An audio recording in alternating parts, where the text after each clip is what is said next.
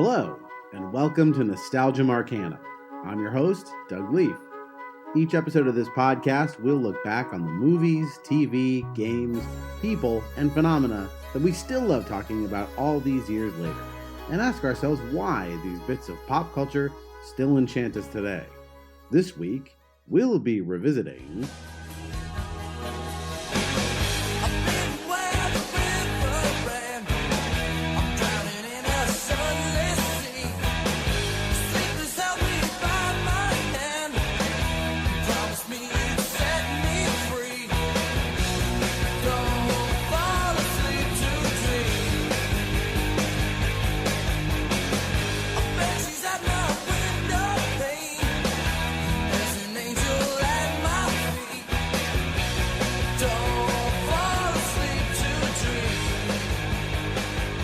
Today we gather to mourn the death of one Frederick Charles Krueger, who died as he lived and then continued to live until he died and died a few more times, but now is really dead.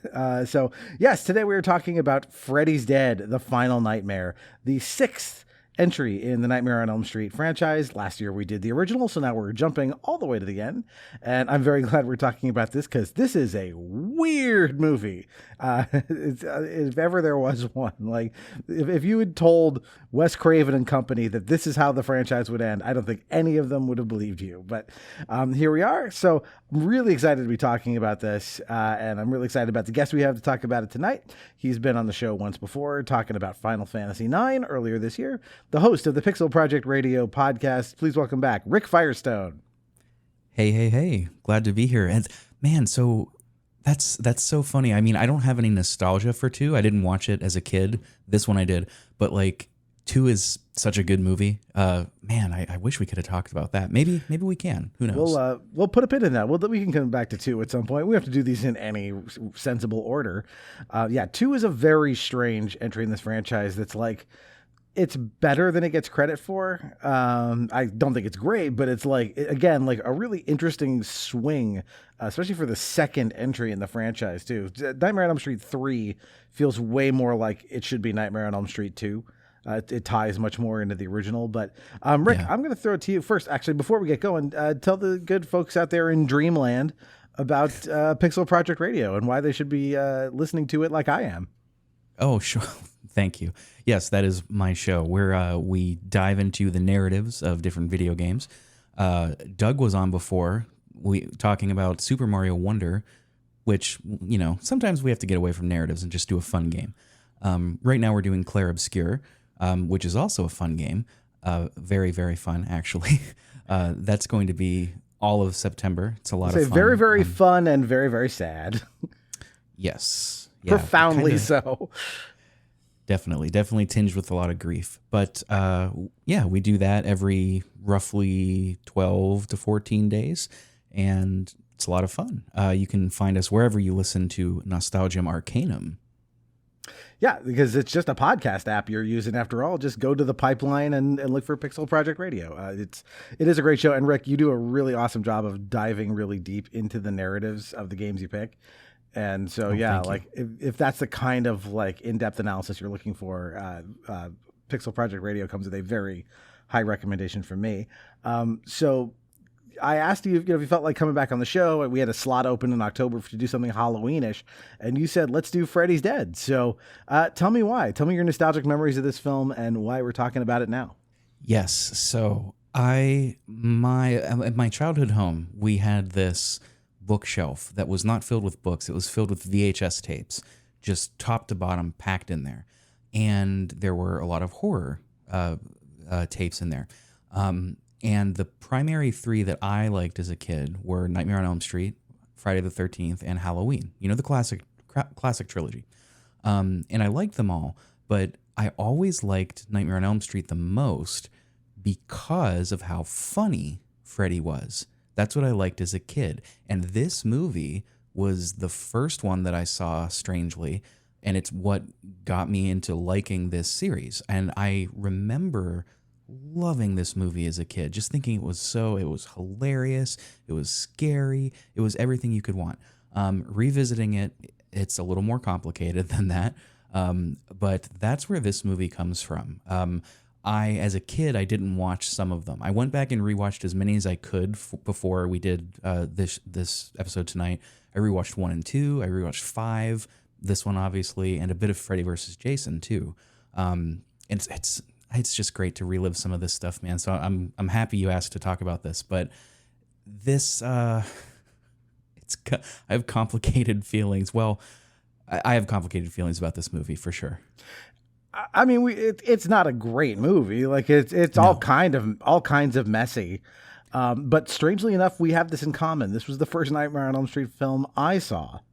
Oh, cool. And I saw, it was weird circumstances. It was one of those things where I was old enough that I didn't need a babysitter, but my younger sister kind of did. And my parents were like, well, Doug's old enough to not need one, but he's also just a little too young to be the only, older presence in the house. Sure. So my parents, I was right in that in-between zone. So my parents had this kid come over and be our babysitter. And, once my sister was kind of tucked in or ready, it was this kind of sense of like, well, you're old enough, you don't really need me here, but I'm not going to leave. So what are we older kids going to do? Well, why don't we watch this? And he was like, oh yeah, you're going to love this. This is awesome. And as a kid, like my parents didn't let me watch a lot of movies like this. And so like I ended up really falling in love. Horror movies became slightly more forbidden fruit for me. So getting to see, finally I'm going to see it, a Freddy movie. Cause I mean, everyone knew who Freddy was by this point. It was, it's too much in the zeitgeist and osmosis and everything to not recognize who Freddy was. And The other added thing for me was I grew up in Laguna Beach, California, where Robert Englund lives. And so cool. I never ran into him. I still haven't, still living here, but there were plenty of days where I showed up at school and somebody else would be like, I saw Freddy at the grocery store. They would talk about that. So it was kind of, again, this thing that was in and around my world. So this was my first dip into it. And I remember thinking like, this doesn't feel very scary. Like by this point, Freddy is full on Bugs Bunny mode. Yeah. And so, it was a very interesting experience to start here and then not get back to the original until I was in my 20s. Yeah, I'm glad that I didn't watch the first two as a kid, just because, that's when he was at his, arguably most sinister and terrifying. He kind of went back in that direction with New Nightmare, which I also did really like as a kid. It introduced me to like the meta aspect of fiction, which is really cool. But I'm glad I didn't watch those because I probably would have just seen it as another, it's just like Friday the 13th. Oh, it's just like Halloween. I mean, I liked Friday the 13th series because, I was a kid and there's a lot of teenage antics in those films. Let's just say that. Sure. Halloween, not so much. Halloween felt more, not buckled up, but like more of just a production. Well, it's not, as you said, Friday the 13th is definitely more of the like, these teenagers are going to be necking and then they're going to get killed. Yeah, not so much of that in Halloween. A little of it in Nightmare, but again, relatively sexless as far as those things go. Did you watch this any time between when you were a kid and coming back to it now to do this podcast, or is this like this one of these things that like it was a vague memory of this thing I liked as a kid and seeing it almost with fresh eyes in 2025? No, literally, I haven't seen it at all since I want to say probably middle school. So that would have been, like, I don't know, sometime between 2005, 2007, maybe. Literally have not seen it or really thought about it much since then. I'm not a big movie guy. Like I'm pretty bad at watching movie and television. I just don't do it very much. But since then I've still kept up with some horror movies, and I do like horror movies quite a bit. But I haven't seen anything from this series even. I think the last thing I would have seen was the remake of A Nightmare on Elm Street, which is just a terrible way to to leave off on this series. But yeah, it's been a lot of fun going back to revisit this because they have a lot of merit. Even this one has some merit to it, viewing it as an adult. Yeah, I will say, like, I don't think this movie all works. Like, it's just, there's a lot of misfires, but there are also, like, some big swings, and like I can see these interesting ideas that were like maybe it didn't all come together, but like I give this movie a lot of credit for how weird it is. And like we'll go through the kind of scene by scene here in a minute, but like just generally like there was stuff in here going like I almost wish sometimes they leaned farther into the surreal. You could make this is almost like halfway to like being a Dadaist Freddy movie. Yeah, you mentioned surreal. I mean, the one that sticks out to me, and this, I'm mixed on how I feel about this scene, but the thing that sticks out to me is the Gadda to Vida scene, where the television sort of just bleeds out of the TV, and it's very they're riffing on like the acid trip dude kind of thing, but like the credit where it's due, the effects of that are really, to be redundant, effective. I really like that scene in particular. It's very cool, and I'm glad that they kept that experimentation aspect with the meta stuff with New Nightmare. I was reading somewhere, I don't know if this is something you wanted to get into, but I was reading somewhere that like this was being made around the same time, like this series brought New Line Cinema into the spotlight. Like I guess they had the nickname The House That Freddy Built. Yep. But at this time, they were getting into Teenage Mutant Ninja Turtles, they were getting into Critters, and I think it's the sense that I got was everybody was like not checked out, but they were like, yeah, we've got things to work on. Let's go. Let's get this done. And the director they pulled in had been producing the previous ones, and she actively wanted to make it goofier and funnier. And like, I don't know, man, like those two things combined, it was almost a death knell for this one. Yeah, I mean, we did the math. My wife and I were like, wait a minute. So the original one is 1984. This one is what, 1991 or something? Like, that's 6 movies in the span of 7 years. That's a lot. Yeah, they really just churned these out. But as you said, this was truly the house that Freddy built. New Line had nothing going for it when it started. And, hey, by, not long after this, they're winning, running the board, winning Oscars in Lord of the Rings world. It's kind of crazy to think that like without Freddy, none of New Line's later success happens. But as you said, like, right, by this point, it's like, yeah, you can only just churn these out for so long. And all good things. Like that's why New Nightmare is so special, is that it's, for people who don't know, like it's not a sequel. It's this very weird meta thing that they brought Wes Craven back to do. And in a way that's like, this kind of meta thing didn't happen back then. And I think if we did an episode on New Nightmare, my wife would be chomping at the bit to do it. She loves that movie. It's very good. I could see why. And notably, it was closer to how Freddy was intended from Wes Craven, which is not a Hanna-Barbera kind of stand-in. I think, I was going to say Hanna-Barbera is the right tone. Well, literally, I mean, they have that one scene where he pushes a bed of spikes and then like looks at the camera, wipes his forehead. Like, this is Bugs Bunny, which not Hanna-Barbera, whatever. But it's so funny too, because Part 5, the movie immediately preceding this one, does have a little, like, they started adding a little bit of humor in there. They're on that tightrope. I'm thinking of the scene where he's like force feeding the teenage model that's developing anorexia because of her mom being a freak. And he's like force feeding her and he's like, bon appetit, and they're getting there. But man, they cranked that knob and tore it off the soundboard with this one to the point where it's like, I mean, it's not even camp. It goes so much beyond camp that it becomes kitschy and ridiculous. Yeah, I mean, definitely. Like once you get past 3, 4, 5, and 6 lean way more into this direction. Oh, does 4 too? Yeah, no, it starts with 3 really, in that there are some very like notable one-liners. In fact, one we'll talk about in just a second. That like somebody must have thought like, man, people really like it when Freddy says funny one-liners. And it's like, well, yeah. I mean, that makes him cool and funny, but it does start to rob him of being scary, and to the point where Freddy's basically the protagonist. You're just there to watch him. How's he going to kill this guy? How's he going to kill that lady? It's really funny you say that. Before I was coming on here, I was doing excellent Wikipedia research, which is a joke, just so everybody knows. But I was reading that the director, whose name is Rachel Talalay. Oh, Talalay. Yes. I don't know how you pronounce it. Talalay sounds cooler. But they were she had said that they cut about, at the end of the day, they cut about 47 minutes, 47 minutes off the movie to get it into production. And she said, or it was either her, I think it was her, or maybe somebody editing, they were like, the consensus was, we just got to get to Freddy. Like, audiences want to see Freddy. We just got to get to Freddy. And it's like, yeah, what if we made a whole movie around Freddy being the protagonist and 95% of his dialogue, not an exaggeration, is one-liners? Well, there you have it. We've got Freddy's Dead Part 6.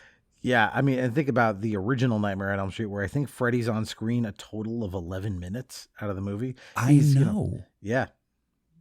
And and he's still so terrifying. Yeah, because you see less of him. That's why.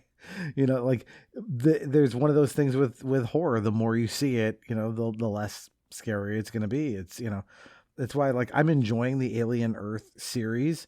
Like, I think it's interesting and kind of, a little heady, but like, Alien is another one. It's like diminishing returns because, like, all right, you've seen its life cycle.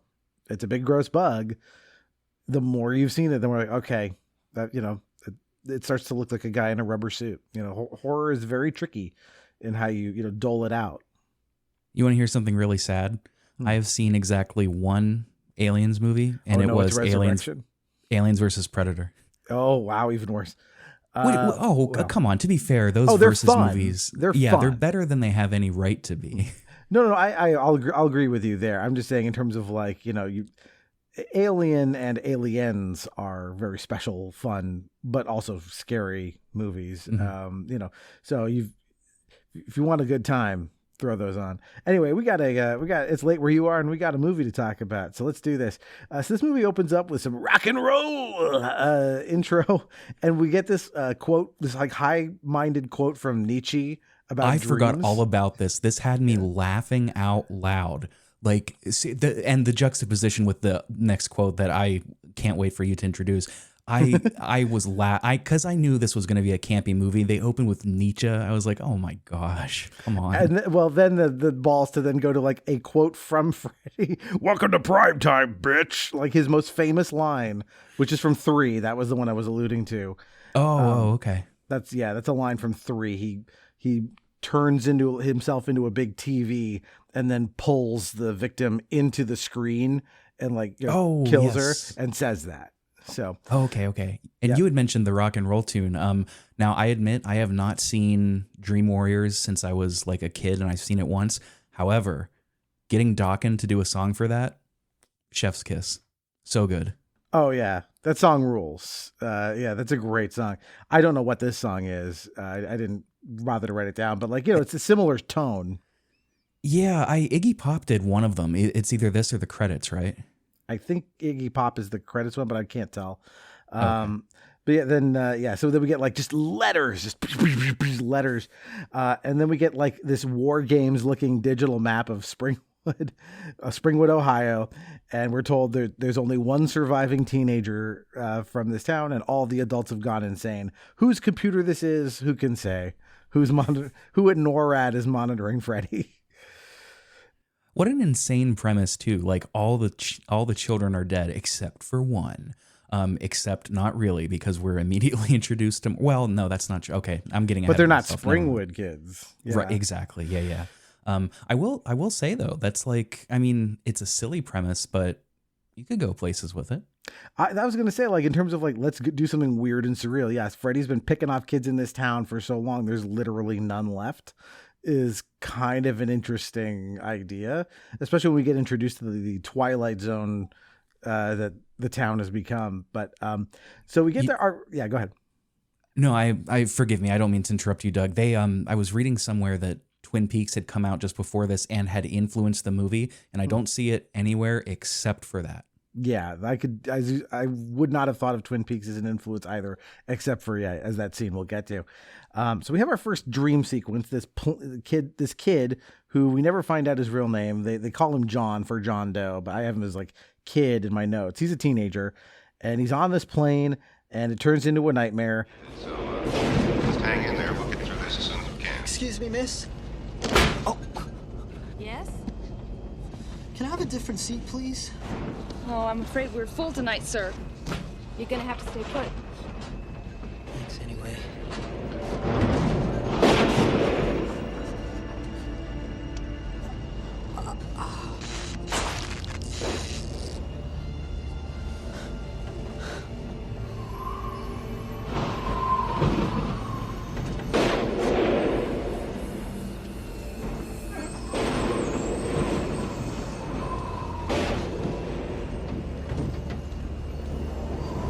He's going to make you help him.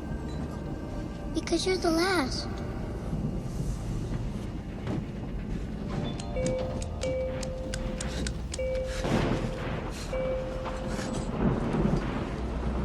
Listen, I really need to change this seat. I'm sorry. There's nothing I can do. I'm afraid of heights. Don't be a pussy.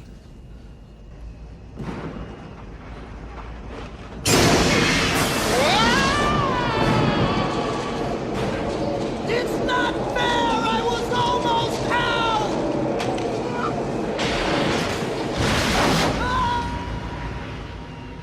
out! He sees this little girl with pigtails tell him he's not going to make it, or said he's going to make it happen because you're the last. And then he's told he's a pussy because he's afraid of heights by his seatmate there. By an old lady seatmate, which is what sealed the deal for me as a kid. I thought that was hilarious. Oh, same. As a kid, that ruled. That's a great joke. So then he's like sucked out into the air, and he falls and he wakes up in bed. Is it the real world? No. But there's a lot of like Wizard of Oz music, and now we literally get Freddy like doing the, I'll get you my pretty and your little dog too at the window. This movie is obsessed with referencing pop culture.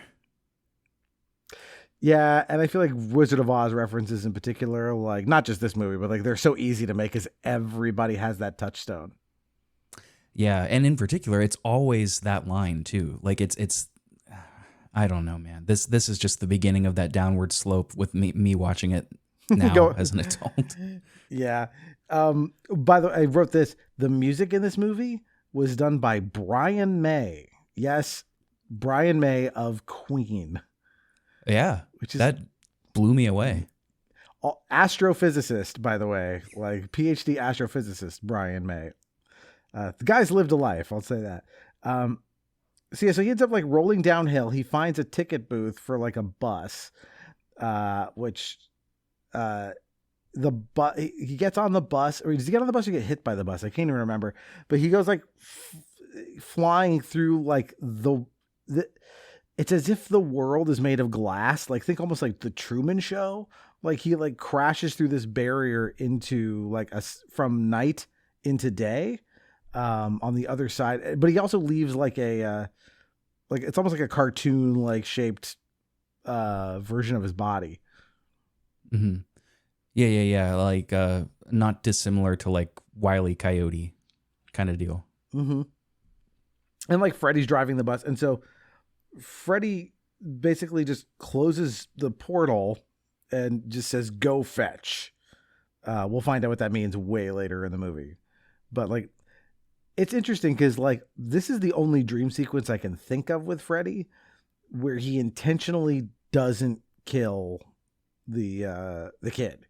Yeah. Actually, I don't think that's happened in any of the previous ones, has it?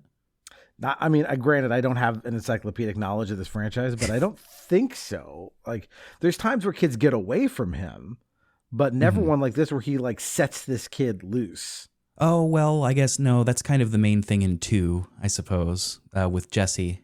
Well, he possesses that kid. Right, yeah. But he does bring him into dreams, and he's like, no, I need you alive, you and me, pal. I guess that's true. Gruesome twosome. But you are right. Like that's that premise that it's immediately setting up for something, and longtime viewers might be like, why isn't he killing that kid? Yeah, the whole thing is like, this is very disorienting as a way to open a movie. Like at first you're like, okay, I'm used to this. It's a cold open. It's Freddy. We're in a dream. Somebody's gonna die with again some good puns or something, but that's not exactly how it goes. So yeah, we're left with a bit of a mystery here. And he wakes up in this new sunny world, and he finds a news story about the missing Krueger woman, and he walks off down the road.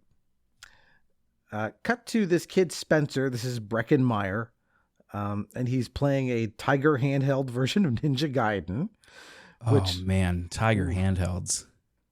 Those are rough. Spencer, I want to make sure that you understand our situation. In 1 week, you walk out of here. And I expect to see some changes in your behavior when you get home. I know you're hearing me. I put you in here because you give me no choice. Next time, I'll leave you here and walk away. Thanks for the visit, Dad.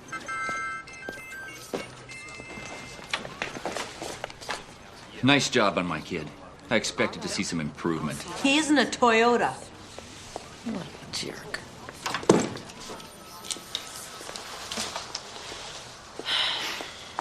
You okay? Yeah. Dad just came by to lay down some ground rules for when I come home.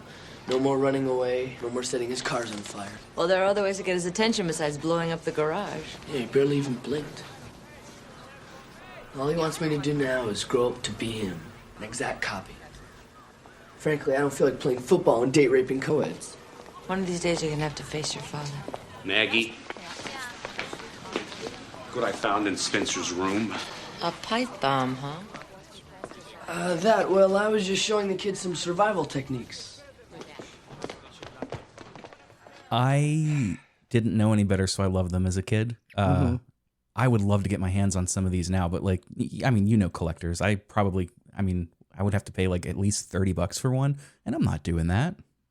For a game that's actually not fun to play. Yeah. Also, like, of any franchise too, I was thinking like Ninja Gaiden does not translate to a Tiger handheld at all. No. Anyway, we actually did an episode on Ninja Gaiden not that long ago, so go listen to the real Ninja Gaiden. Anyway, so Spencer's getting a talking to from his dad, and we understand that like he's a rich kid, but he's troubled. Like this place, as we'll see, is like kind of it's not an asylum, but it's like a place for troubled kids to be dumped by their parents for counseling, I guess, like a boarding house sort of. Yeah, a boarding house. That's a pretty good way to put it. And it's definitely a psychiatrist of some kind. Yeah, I didn't get a good sense of what this place was, like how you ended up here. You know, I get that like Spencer's dad is rich or whatever, but like the other kids don't seem like they come from money. So I don't know how they're here, who's, you know, paying for all this. I don't know. It's just like a place that collects these wayward, damaged kids. Yeah, I suppose maybe it's like state funded or something. I don't know. They definitely don't come from money, because I think that's like the first shot that's taken at this kid whenever he's bothering someone we'll meet in a second. Doesn't she like say, like call him a rich boy or something? Daddy's money? They definitely give him shit for that. Yeah, that he has means. Because we meet Maggie, who's like one of two psychiatrists that work there. And in a minute, we'll meet Yaphet Kotto. Speaking of Alien, Yaphet Kotto's in this movie. And she kind of gives us some backstory on like some of the bad things these kids have been up to. And we meet Tracy. Tracy is Sonya from Mortal Kombat, basically. She's blonde and she likes to punch things. Yeah, that's great, man. That's a great pull. Actually, I kept thinking, like, is she in fact the actress who plays Sonya in like the 1995 Mortal Kombat movie? I don't think she is, but she kind of resembles her. But she said, yeah, I could see that. Yeah, we find out that Spencer made a pipe bomb, which is interesting. That'll come into play later. And Tracy beat up a kid who was trying to hit on her, which that could go either way, I guess, as to how appropriate that behavior was. Mm-hmm. And we meet one more kid. This is Carlos, who has a hearing aid in only one ear. And I'm not sure why. That's it. Oh, yeah, she's bad. The crowd loves her. Hey, she's getting ready for the heavyweight champion boxing match of the world. Hey, look at her go. You know, you are sexy when you sweat. You ain't getting none, Carlos. You sweating? You ain't getting none. You wouldn't hit a guy with a handicap, would you? Oh, you call it handicap? I call it chicken, man. Come on, let's spar. Come on, you get it, Trace. Come on.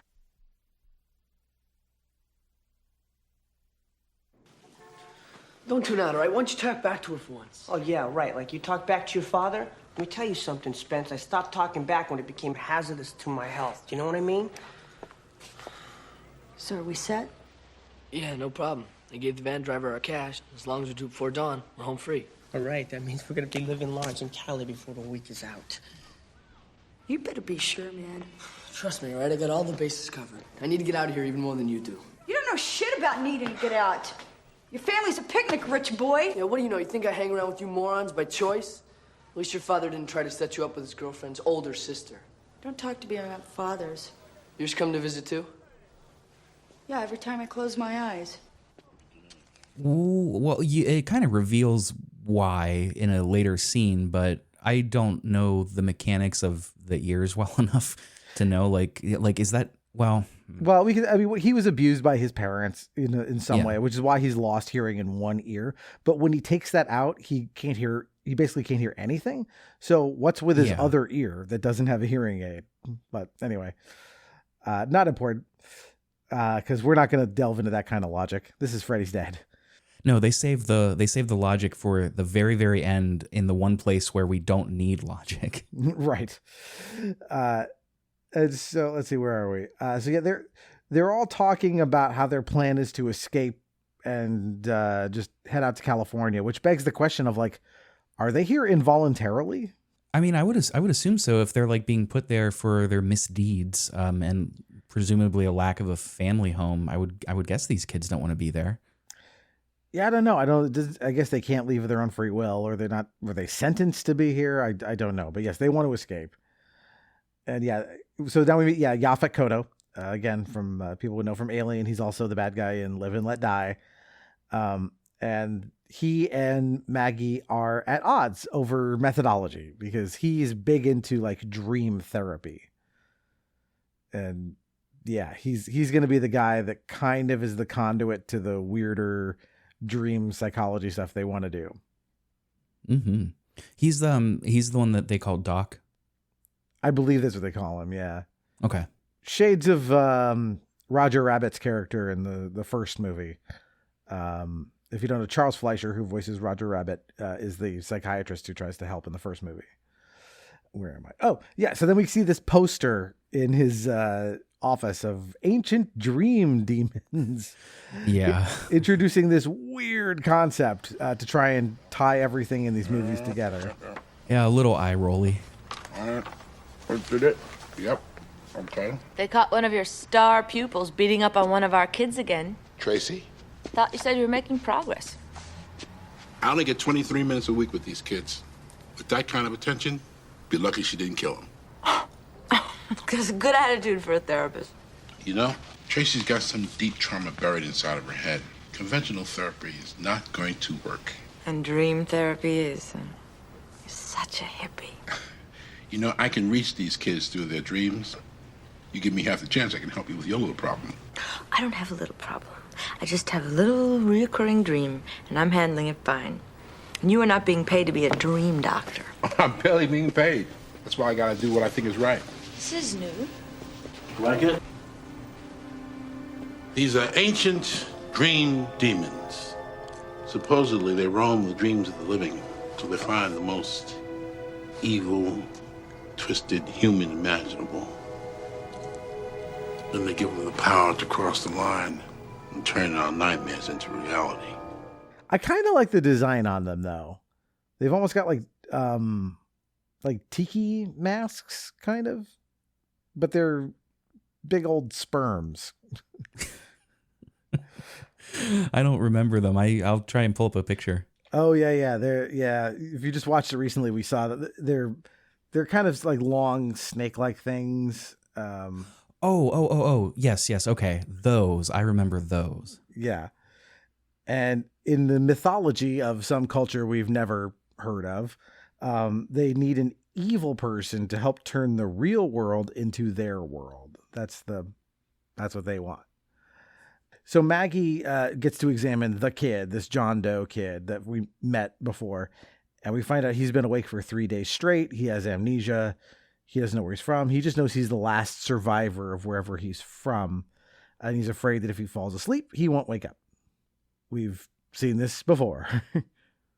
Reliable setup. Yep. I like that we never learn his name. I was surprised. I kept thinking, because you watched 5 recently. I'm like, is he from 5? Is he from Nightmare 5? I'm like, no, he's not.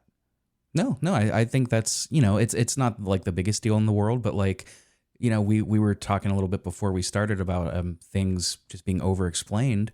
I'm glad that they didn't try and do that. It's pretty cool. Yeah, I was surprised that they never got around to doing that. Like you would think that they would have found, here's a newspaper clipping or here's a gravestone, something that explains who he actually is. But nope, he's just the last surviving kid from Springwood. That's all he is. And Maggie also like looks at that clipping and is like, Springwood. She has an association with it too. We just don't know what it is yet. Mm-hmm. And after we watch the kids struggling to stay awake, Maggie falls asleep and she has a dream, which will be this like recurring dream throughout the movie. I want help.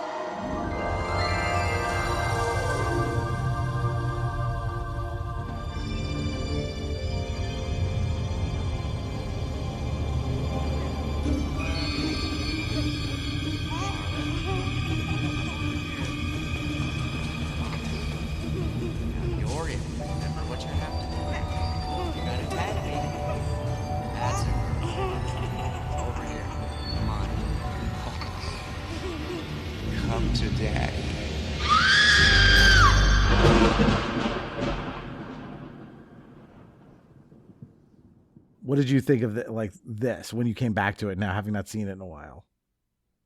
Wait, could you remind me which is this recurring dream? This is she's a little girl. She's running around in a garden. And yes. We see her parents, but like from the neck down. Yes. Okay. How do I explain my feelings without getting too ahead of myself? You can get ahead. It doesn't matter. We can spoil the shit out of this. Oh, okay. Yeah. I have mixed feelings on, part of me likes how they explore Freddy's past, right? I think that's cool. I think the way that they frame it here, so like you don't know who is who, I think that's cool. And, adults always, it feels like adults are always having repressed something or other about their childhood. This is a psychologist, so, of course they're going to grab to that. At the same time, humanizing Freddy in this way does make him less of a malevolent force that can't be explained, which is a cooler horror concept to me. There is one thing that I think is objectively bad with how they handle that, but we could talk about that when we get there. No, I think this is cool. I think it's cool. A POV shot as the child, so you are really only seeing their necks down. I think that's neat. It sets up a mystery. Yeah, I liked this too. Especially when I was a kid, I was like, ooh, cool, backstory, lore. I'm interested, right? Like, tell me more about Freddy's backstory. And like, really, as I remember, it's really only 1, 3, and this one that delve real deep into his backstory. Like in the first one, you get the basics, right? He murdered kids, so their parents burned him alive, and he came back. And then in 3, you get more about like, oh, he's this son of 100 maniacs stuff. He was, his mother was this nun who was raped in an insane asylum. You get some of that about his backstory, but this actually gets into a little more about who he actually was in life. And this is the only movie that really delves into that at all. And I think they do a pretty good job of it. Now here we just get, shots of this, like, father playing with his kid, in the yard. We don't really see what's going on yet, but, so this is only our first taste of this dream. She wakes up. The kid was sleeping, but water drips on him, but then it's blood, and he sees the little girl, and he follows her up some invisible stairs to find himself in a padded room, and the version of himself that's in the straitjacket just screams, "Free me, I'm a memory," and then he wakes up pushing a guard through a window. So I'll let you get your thoughts out on this moment first, but I have some thoughts on this. Well, less on this moment. Well, it's related to this moment, but also to this series as a whole. I really like how loose they play with the idea of what is a dream and what's not, and when that can occur. Like, they don't strictly always show somebody falling asleep, and then you're in the dream world, and then they're waking up, and then here we are. They get really opaque with it. Like, if even one person falls asleep, even if you don't see it, weird stuff might happen everywhere. And I like that a lot. I think, again, this goes back to the over-explaining, under-explaining thing, leaving some mystery up to it, letting the audience do some of that in-between work in their brains while they're watching, can make it sometimes a little frustrating, I suppose, but more often than not, it's just surreal in a good way. I thought this was cool. I felt bad for the guy getting pushed through the window because it's not clear at first how high up they are. I thought he was done. Yeah, it's a first story window. Yeah. So yeah, again, this idea of like he needs to free his memories, we never do. Like I said, oh yeah, that's a good point. That never comes to fruition. But yeah, this thing of pushing, like, so when I say pushes him through a window, I don't mean like the window like falls open and he goes through it. He pushes him through like the glass, like the glass shatters everything.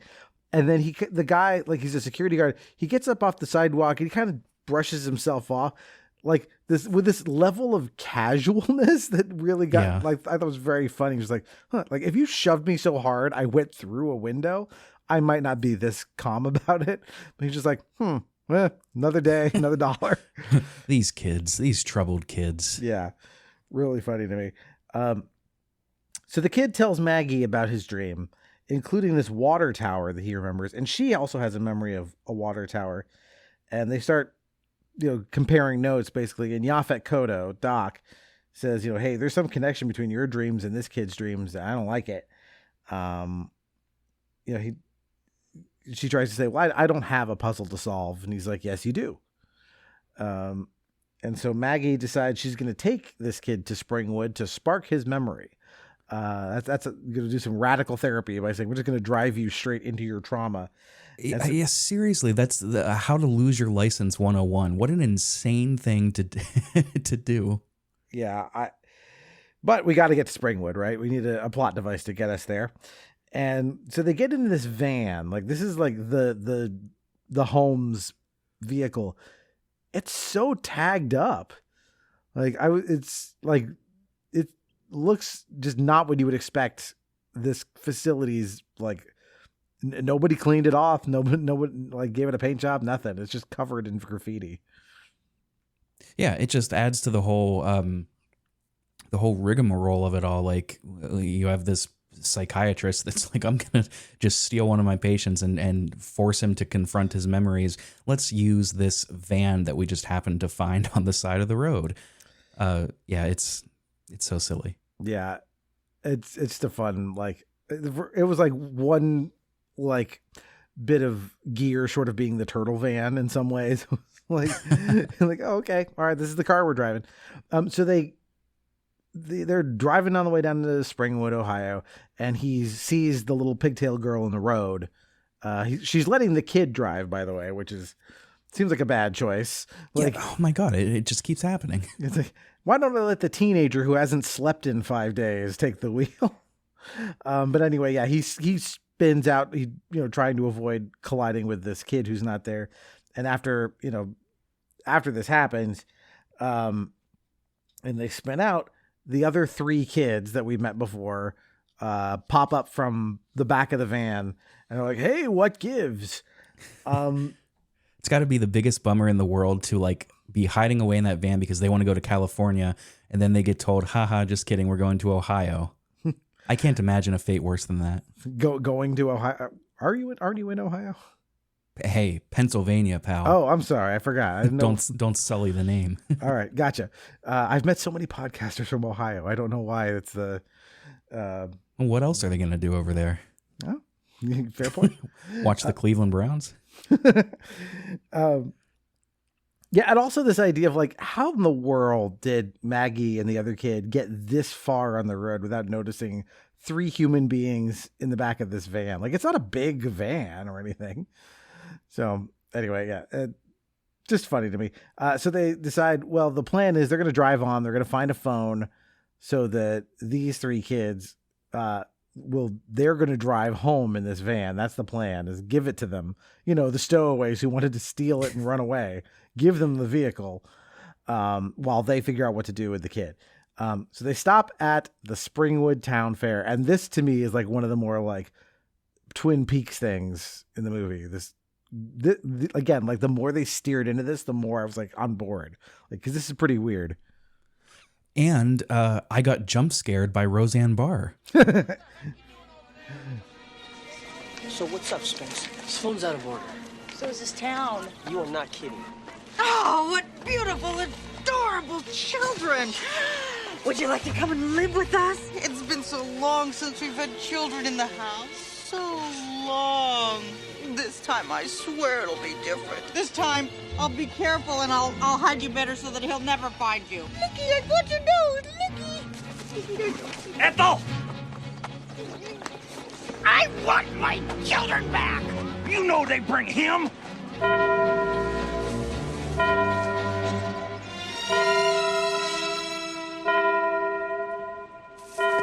Now see what you done did! Jesus. We're in Twin Peaks here. Definitely. Have we seen enough? Yeah. Good. I forgot that she was in this, and she appears just like boom, front and center, and I was like, oh my goodness. But yeah, I can't remember. Forgive me, Doug. I can't remember if we were talking about this off mic or at the very beginning. But they had said that Twin Peaks had come out shortly before this. They were influenced by it, and this has a lot of that. It's just that kind of dreamy, surreal. What is going on? These are crazy wackadoos. There's not a lot of like. I mean, the humor in this comes from them being so weird and kooky. Like it's none of the humor like there's a fish in the percolator kind of deal. But I almost wish this was explored a little more. It's very cool. Yeah, this is one of those ideas. I'm like, this is what got the script greenlit, right? Because like wandering around this town where everyone's gone insane because all the kids died. Is actually really neat. Like there's like people don't know what to do with themselves. There's like a dude in a bumper car. And there's no one else on the bumper car, so he's just driving around in a circle. Like that kind of stuff. And then yeah, as you said, they get accosted by none other than Roseanne Barr and her then husband Tom Arnold. And this was like I mean, I can't remember if her sitcom was off the air by this point, but it either was still going or had just ended. So she was very popular at this, at like 1991. Yeah. And it's very clear that they set it up pretty early too, that like there are no kids around here. And she's like, when she's grabbing them and like shaking them, she desperately wants to take them in. And that's when, Tom Arnold was like, no, yeah, don't you remember what happened last time? You'll invite him. It's just, I love the way that this is set up. Yeah, the whole thing is like goofy, but also kind of like, yeah, she's like clawing at these kids, basically like, I want to keep them, let me adopt one of these kids. And then like the church bells or the school bells go off and everyone kind of goes like, it's, shades of Resident Evil 4 a little bit. They all kind of wander towards these bells. And Maggie and the kid. Oh, sorry. So we see this. The plan is the Maggie and the kid are going to go to the school, see if they can find any clues there, while the other three go try and, call back to home base, basically. And they see this big statue that says, "The children shall endure" on it. And the teens start driving and they keep just driving past the same statue. No matter what they do, they end up in a circle. So now it's not only is it Resident Evil 4, it's Silent Hill. Yeah.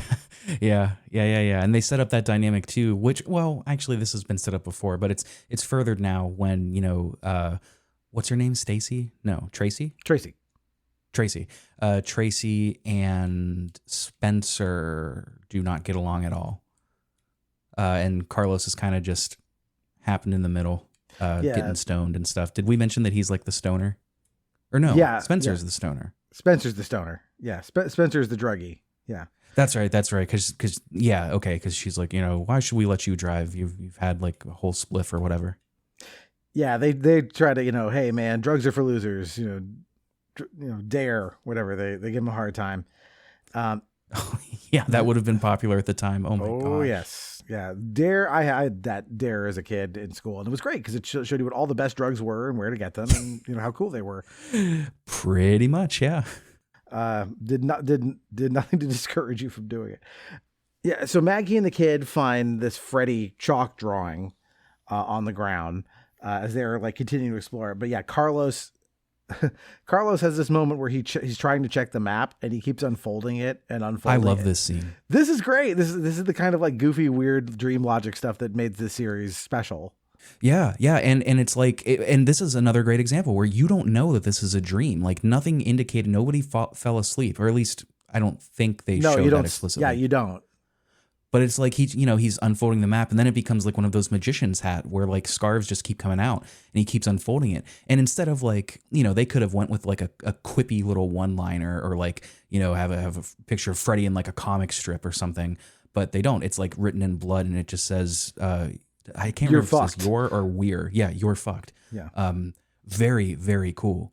And of course, when he wakes up, he's like, the map says we're fucked. And he's like, he's not saying what happened. He's so stressed out that he can't articulate himself very well. It's just, I really like this sequence. Yeah. This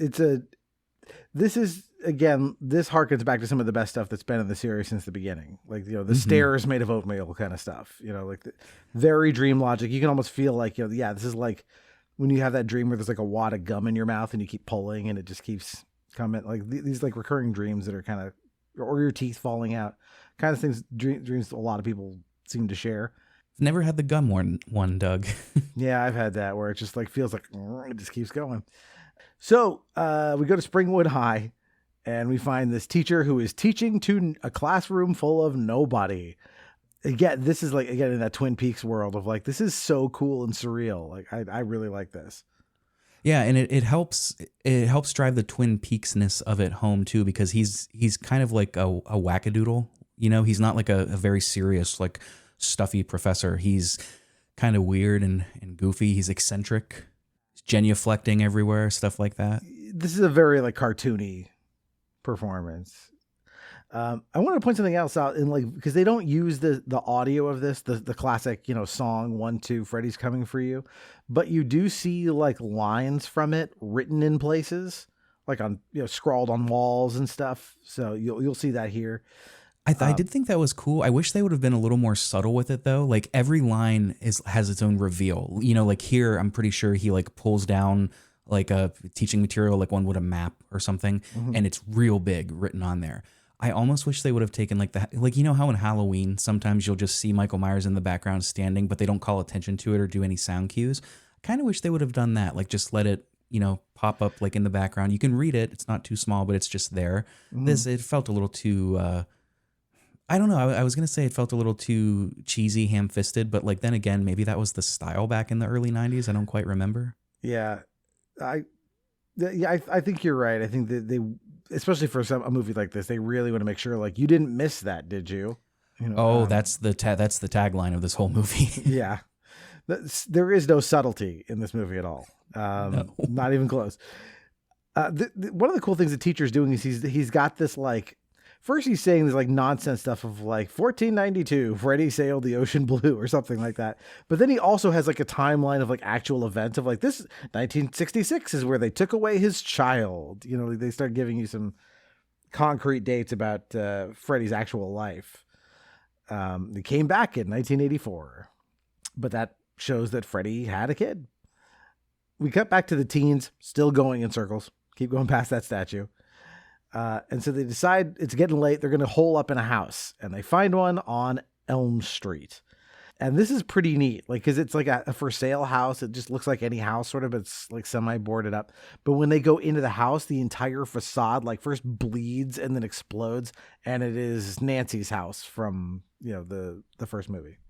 Did they do that trick in another one? I feel like I watched 1, 2, 5 and this one like all right in a row over like 2 days. So I feel like I'm maybe blending things together. Did they do this before, or is this like a new visual effect in 6? I don't remember. They definitely keep coming back to this house whenever they can. I have driven past it myself. It's just in Los Angeles on Genesee. It's just a house. You can drive by it. Yeah, it's there. Either way, I like the effect. I think that's so cool that once they go in, then, like you said, the facade falls. Very cool. Yeah. So yes, they are in Nancy's old house. And I believe once they're in the interior, the layout of it, at least to my eyes, looks like it's the same house. I don't know if they're actually shooting it on the same set or in the same location, but they've done a good job of like making it look pretty much like her house. And so they go and explore the interior, and Carlos finds the world's dustiest mattress to get some shut-eye. And we go into Carlos's dream, which if you want to talk about what happens here, this is pretty bonkers.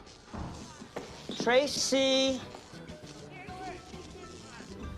Tracy! Tracy, where are you? Behind you. Mama? Mama! Maybe you don't hear so good. Maybe I clean out your ears for you. No, Mama, please. I've been a good boy. You don't understand. I've been good, Mama. Please don't make me deaf, Mama. Please. I'm sorry. I'm not.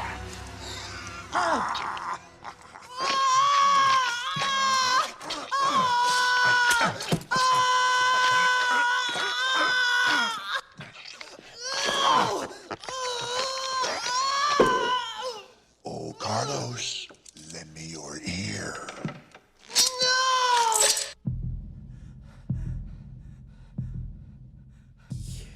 Yeah, this is the one scene that I remember vividly as a kid, and what I remembered from it is it being a mix of like very funny, but also like so horrific. That is not how I feel about it now after having watched it. This is where it becomes very clear that Freddy is now a parody that insists on telling you forcibly that he's in on the joke with you. There's, like you said, there's no subtlety, there's no subtext. It is, I mean, he's practically holding up a sign that says laugh. It is really clumsy. Really clumsy. And it's so close to being horrific, right? Like, 'cause like the first thing that happens is Carlos runs into, what appears to be his mother, who then shoves a Q-tip in his ear, which is like, oh, okay, this is like the abuse, right? But then it comes out the other ear, which is like, oh, now we're into Tom and Jerry cartoons, right? Well, like, I think when it comes out the other ear, that's Freddy doing it. But even still, like that's set up like abusive mother. That's relatable. That's scary. That's sad. An abusive mother that like forcibly cleans out the kid's ear. I don't know. Something about that just sounds so. I don't mean to minimize this if this actually happens, and if that's the case, I apologize. But like, I don't know. Something about that just sounds weird, silly. Yeah, it does seem over the top for sure. And then it gets, much weirder because Carlos, runs away. He can't hear anything. And like Freddy's, kind of tiptoeing around behind him, which is. Oh my goodness. He's doing it like, what is the cartoon where they like Scooby-Doo style, like his hands are like up and curled down and he's taking comically big steps. Oh my goodness. If he had gone like, be very, very quiet, I'm hunting rabbit, like I would have not been surprised, as he does this. Because now, like again, like you're so close to a horror concept, which is like he can't hear anything and Freddy is stalking him. That could be scary, but it's not. It's played for laughs. And it is very cool that the sound entirely cuts out here too. Mostly, I'm pretty sure that happens. It's very just like distorted and like far away. It's almost like you're underwater. Okay. Yeah, but I mean, okay. So you can hear barely, just enough. And we end up like he ends up in Freddy's boiler room maze for part of this. And then we get into some really cartoon stuff. So Freddy's like, you can hear a pin drop. Oh, first he wants his hearing back. So he gives him the hearing aid, but it goes full like H.R. Giger in his ear. Now that is cool. Like 5 had a ton of really cool body horror. And they're kind of harkening back to that with this. And I have to admit, like that is kind of a cool concept, like in this hellish dreamscape to give him a hellish hearing aid that gives him super hearing and, Freddy holding the pins. That kind of is menacing. That maybe that works a little better for me than it does for you. No, that especially works. because he's not. Oh, it does. Oh, no, okay. The gross hearing aid thing, I'm like, okay, I'm on board for this. But then again, they undercut it because then Freddy's like, you could hear a pin drop basically, and he drops a pin and it's very loud. He's like, and then he's like, no, don't. And he's got a whole like 2 hands full of just needles, and he drops them all, and it's so. That is painful, but not loud enough. So then Freddy has to do literal before he even does nails on the chalkboard, he pulls out this, chalkboard that's like, I don't know, 1 foot by 2 feet or something wide. And he stretches it out to a big size chalkboard cartoonishly and then scrapes his evil glove on it. Oh, don't forget, while he's scraping his evil glove, he's like hip thrusting a little bit. Maybe I'm falling prey to this movie's sick magic, but I think that's why the pins worked a little bit more for me, is because this follows it directly, and it's like, okay, come on. Yeah, and he just scrapes until Carlos's head explodes. I could not stop laughing at that. That was so hilarious. Like that's got to be gift somewhere on like Discord or something. It's such a good 80s cheesy SFX. Yeah, I've seen some good. I mean, it's not like Cronenberg Scanners or something where they're going for realism on a head exploding. Yeah, I've seen some head explosions. Just the 80s alone were very good for movies where people's heads explodes. Oh, and remember too, at some point he cuts Carlos's ear off, and of course he can't just do that. He has to say, "Oh, Carlos, lend me your ear." And then after his head blows up, he goes, "Nice hearing from you, Carlos." He just can't stop this guy. Everything has to be a one-liner. Yeah. No, he's got a team. He's got a writer's room. He's there to help him, make sure he's got a good, as you said, it's all one-liners from Freddy. So Tracy finds Carlos's hearing aid, but not the rest of him, just the hearing aid. And she's going to go look for him. And Spencer is so stoned, he's watching a broken TV. And Carlos, at least from Spencer's POV, is trapped in it. And he's like trying to wake him up, like, "Don't fall asleep, you stupid stoner." It's actually pretty funny. So the kid and Maggie go to an orphanage. This is also like, we're back in Surreal Town because we get the lady who runs the orphanage doing "Skip to my loo" as she comes in to talk to them. That alone is very unsettling. Like those, I don't know, something about like the sing-songy childhood songs being put into horror movies. I know it's cliche, but it's pretty creepy to me. Yeah, this works, right? And she's like, "Oh, I remember you, and I remember you," and then she points at like nothing and goes, "And I remember you." And so, just when you think you're going to get something like a clue, no, this lady she's gone. Yeah, I mean, is she gone? Has she lost her mind because of what happened before? Are we in surreal dream territory? Again, we don't know. Like that's when the series shines, is when they're not over-explaining things to you and letting it be that hazy sort of unclear, like viewing everything through like a film or something. Yeah. No, what I love about this is so the kid now gets it into his head. The idea is, I must be Freddy Krueger's kid that was taken. And it's plausible because, like, who is he? He doesn't know. We don't know. John Doe? Come on, that can't be his name. And fair point, Freddy has not killed him, which, the reasonable assumption that maybe that's the reason I'm still alive, is he's not going to kill me because I'm his offspring. Yeah, he's like, no, I'm the main character now. Yes, he is very convinced he's the main character. So they leave, and Tracy just happens to find them right in front of this orphanage, and says, "We got to go back and help the other two, and then get the hell out of here. This place is cursed." Meanwhile, Spencer sees a test pattern, and boy, does he get a cameo on the TV. All right, once again, this is your brain. This is your brain on drugs. Questions? Yeah! What are you on? Looks like a frying pan and some eggs to me. Hey, Spence, let's trip out.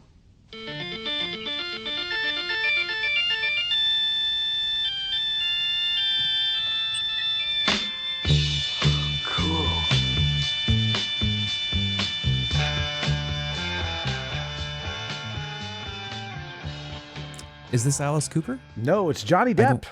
I don't remember. Okay, that's right. He was his film debut in the first one? Correct. Yeah. Okay. Okay, I knew that he was in the first one. I just because of that iconic scene, but I couldn't remember if that was his film debut or not. Okay, I also don't remember where Alice Cooper is in this movie. I just know he's in there somewhere. He plays Freddy's father in one of the flashbacks that we'll get to. Yes. Oh my gosh. Okay. It's harder to tell because he's not in the full Alice Cooper makeup. Yeah. Yeah. Speaking of nostalgia, man, like I was hooked on him as a kid because my mom liked him a lot. I listened to him constantly. I kind of knew who he was more through things like Wayne's World, where they would just constantly talk about how awesome he was. Right. And he was just one of these guys. He's a musical ambassador of Halloween, which is who he was. So we get Johnny Depp reprising his character from the first one. Kind of cool that they got him to do that. Doing this this is your brain on drugs commercial parody, which is very weird. And then he gets knocked out by Freddy with a frying pan, which is considering the way he has one of the more spectacular deaths in the original Nightmare on Elm Street. Like this feels a little like yeah, Freddy does come back with a little quip where he like looks at the camera and he's like, looks just like fried eggs to me, which feels like I don't know, like that's a little Carlin-esque kind of like a point. Just I don't know. I liked that. But then this scene just goes off the rails. Yeah, it's time to, he says, let's trip out or whatever. And then, as you said, In-A-Gadda-Da-Vida kicks in, which is musical shorthand for drugs. Yeah, talk about a played out trope, man. This was played out. Well, I was going to say played out when I first heard it, but I first heard it in like 2005. So like I shouldn't be talking. I was going to say I first heard this song generally as again, shorthand for like drugs, because it's very psychedelic. It comes right out of 1968. It was part of the psychedelic drug scene. There's a reason that shorthand exists, and it's a cool song. It's like 16 minutes, unfortunately, but it is neat. But it's not even like they're not even doing like an In-A-Gadda-Da-Vida just kind of like paying homage to it. They're just being so explicit. Like they at every turn want you to know that this is a movie and that they're laughing at it with you. I don't know, dude. And that doesn't work for me. That kind of ironic, that doesn't work for me. Yeah, they could have you had Brian May working on it. You could have written something psychedelic sounding without it being this needle drop. Nice callback to the previous scene. Do you think this was his choice? Like, do you think he put this track there? Or could that have been like a director? Yeah, I don't know if they had like a music supervisor or like how that worked, or if the director herself said, no, I want to use In-A-Gadda-Da-Vida for this. Let's get the rights, sorry, the Strawberry Alarm Clock wasn't available or whatever. So the song plays. And then, as you said before, you mentioned this is like a cool effect where like the TV is full of very 60s looking psychedelic colors and shapes. And that the screen warps out until it kind of just takes Spencer into it with Freddy. And then the TV turns off and it's back to being a piece of broken glass again. And when Tracy comes in, Spencer is gone. So not only is he like not sleeping on the couch, his physical body has gone somewhere else. And now Spencer we've gone from like the psychedelic 60s to the late 80s, because now Spencer is trapped inside a weird NES game. Dad? Be like me. Be like me. Be like me. Father knows best.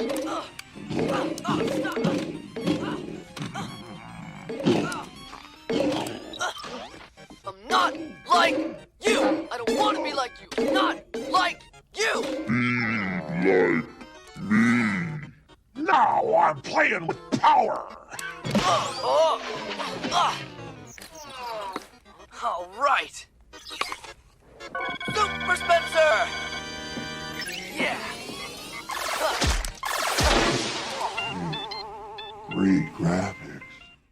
Okay. When I saw this as a kid, and by the way, you had mentioned me at one point and you asked me, do you know the Power Glove and have you seen The Wizard? And I just said, no, I haven't. And then I was like, did I just make Doug think I don't know what the Power Glove is? But anyways, sorry, I don't mean to get distracted. When I saw this as a kid, I thought this was the coolest and funniest thing ever. Because, I'm a kid, I'm playing video games. The movie knows video games too. Oh my gosh.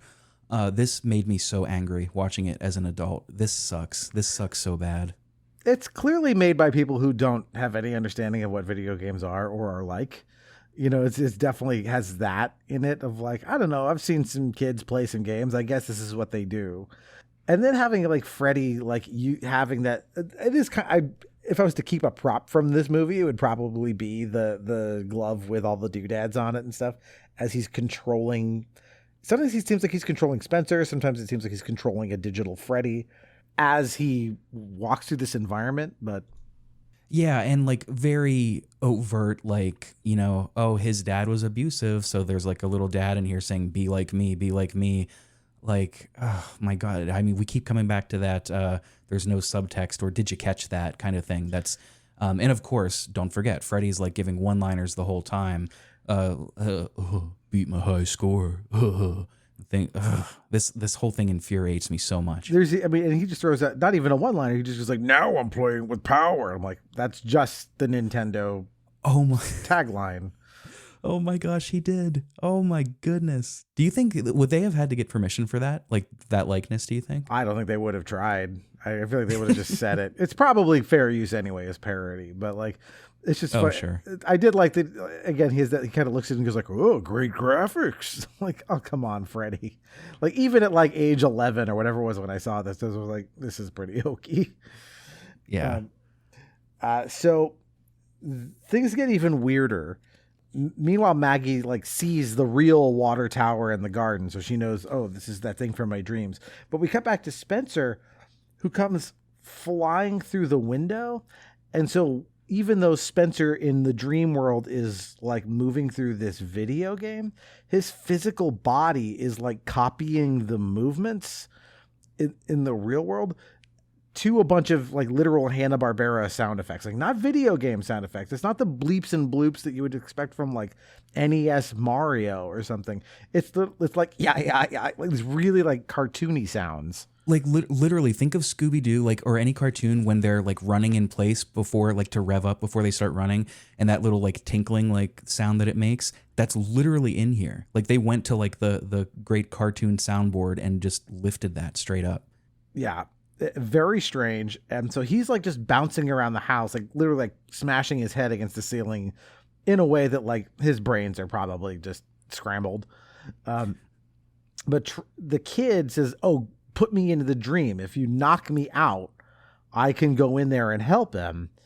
This was funny. Yeah. And so she just punches him out, and he like falls through the kitchen table, like through it into the Freddy's boiler room. What I liked about it too is like he keeps saying like, you gotta know, and she doesn't want to do it. She's like, no, just hold on a second, hold on. And it's not until like I can't remember if he slaps or punches her in the face that's when she socks him. And she keeps telling him like, no, don't, like, hold on, let's talk about this. And then the way she gets in is just through meditation, and she's like, I told you I had a better way. You wouldn't listen. Yeah, she just appears magically. She's like, yeah, I just meditated till I fell asleep. Still pretty speedily though. I can't fall asleep that fast even if I tried. Oh yeah. No, she's like a master. Just casually Zen master. And it's so weird that like they just look over, there's like an office in the boiler room, and that's where Freddy is like doing like, you know, using his glove or whatever on the TV. Jump boy. Oh shit, Spencer! Come on, John. Good.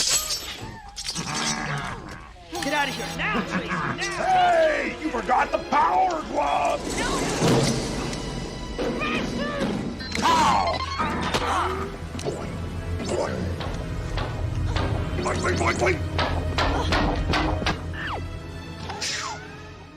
And yeah, that's where he says, "You forgot about the power glove."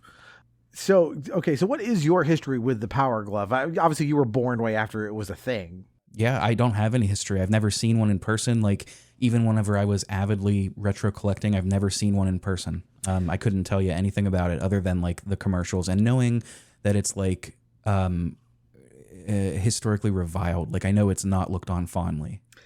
No, I think I said this to you when we were chatting offline. Like, it is one of the coolest looking peripherals. Like, as a kid, this looked like the most amazing thing in the world, right? It's got great form factor, but I never actually got my hands on one. But when we did that episode, we did a podcast episode on the Wizard a ways back. And one of my guests said, yeah, we had one as a kid. It sucked. Oh, cool. Yeah, very hard. Like, look, the most basic thing in the world is in the NES controller, right? You've got a D-pad on one side and a couple of buttons on the other, which you use two thumbs to use, one on each side. Well, if you put that on your forearm, you now lost the use of one of your hands to control this thing. So, like, already it's like not a good idea. But yeah, so Freddy's using it. It's just, the whole thing is just really silly. He makes Spencer fall down the stairs in the real world, but like at the bottom of the stairs, there's a portal and he just goes into it. And then this soul flies up into Freddy and he's like, all just surreal nonsense at this point. It would have been fine if he just made him fall down the stairs, and like even if he just fell down the stairs into the portal, but they can't stop there. They have to try so hard to be goofy and quirky by making him like stand on the tip of the stairs like rigid and like teeter and totter over exactly like a cartoon. Yeah, exactly. Like I think in a proper horror movie, he would have just fallen down the stairs and you just see him his like neck bent the wrong way. And that would have been that would have worked. You don't need a portal. Yeah. I don't know. At this point, I do think at this point in this movie it was when I was like, I'm done. Like this is nowhere near as good as I remember it to be. I still have affection for it, but like, it's not a good movie. No, it's still fun to talk about. It's just like a weird artifact. Yeah. Again, we're gonna go for some more weirdness, because Tracy kicks her way up to Freddy, like hi-ya karate kicks her way up, and then kicks him hard in the balls, and then she wakes up. She and Maggie grab the John Doe kid who's still asleep, and they get the hell out of there. Meanwhile, the kid wakes up in that house again from the beginning of the movie, and the Wizard of Oz music kind of kicks in, but he opens the windows and it's like nice outside, and then the house blasts up to outer space, and he wakes up again in the bed, and now the house is on fire, and he jumps out the window and he falls out of the sky. This whole sequence is just like literal Looney Tunes. Yeah, I'm going to be honest. I don't remember this very well at all. Must have blacked it out of my memory. Yeah. It's very weird. It doesn't really serve much of a purpose. It's just kind of, we're basically killing time because nothing happens. There's no consequences of it. The van reaches the Springwood border as he's dreaming, and he's falling out of the sky in his dream. He's plummeting, and he pulls a tag for the parachute, and he's falling, and then he looks up and somehow Freddy's just hanging out on the interior of the parachute. Yeah, of course. Just cackling at him. Johnny, up here.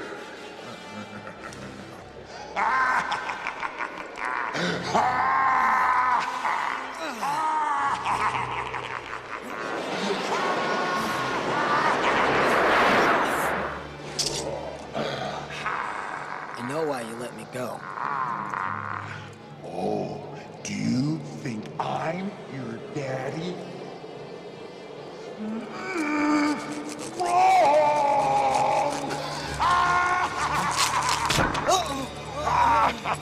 But you let me live. Only long enough for you to bring me back my daughter. Your daughter?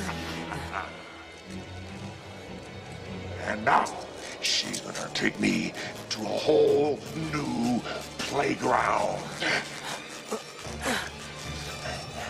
No!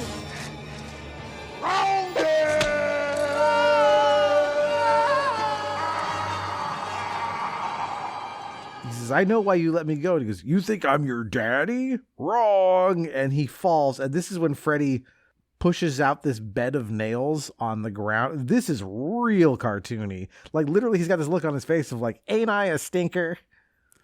Seriously. I mean, he looks at the camera and he practically wipes sweat beads off his forehead. I mean, he doesn't. He just kind of does like an exhausted motion. But I mean, yeah, like he might as well have just said ain't. But he mugs to camera.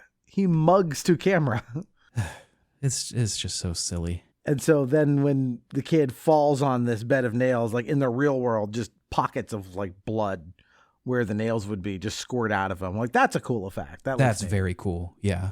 And Freddy says, like, or he tries to say it's not a boy, or whatever. Like, he's not Freddy's kid after all, but who else could be? Well, there's only a few characters here, so.